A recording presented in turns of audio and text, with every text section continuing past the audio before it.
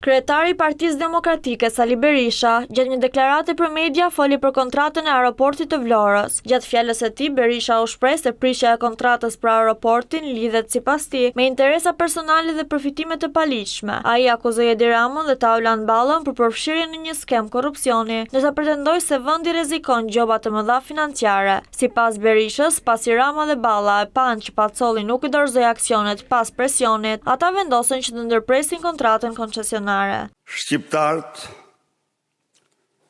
për pasurimin e Edi Ramës dhe Lubi Ballukut, për plaçkitjen nga ana e tyre të paktën 130 milion eurove, biletat munguara, po prishin një kontratë për të cilën garantoi qytetarët e këtij vendi se do gjobiten më spaku 500 milion euro.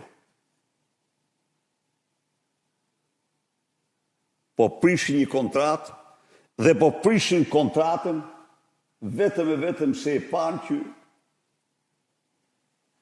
Bexhet Pacolli nuk ka normen të njoh atyre aksionet që këta pretendojnë se kompania turke ja ka dorëzuar Bexhet Pacollit për në pronësi të tyre. E kuptoni? Pra, këtu është një treshe faqezez, Edi Rama, Lubi Balluku, Taulant Balla, të cilët kanë përdorat ortakun tjetër të ndërtimit për t'ja marrë Pacollit aksionet. Pacolli aksionet nuk i jep. Është biznismen me eksperiencë dhe duket se nuk plotëson pazarin e tyre, kërkesat për pazar. Nga ana tjetër, kryetari i Partisë Demokratike akuzoi prokurorinë e posaçme antikorrupsion se nuk kanë lëshuar në kohë urdhër arresti ndërkombëtar për biznesmenin Ermal Beqiri dhe Ergyll Sagasi, të shpallur në kërkim për një sër veprash penale në kuadër të hetimeve që lidhet me tenderat e akshit. Beqiri është arrestuar në Francë me 24 korrik, teksa u kap duke pilotuar një avion fare pranë hapësirës ajrore të ndaluar të centralit bërthamor të Penlit. Këtë deklarat SPAK duhet ta bënte para se unë.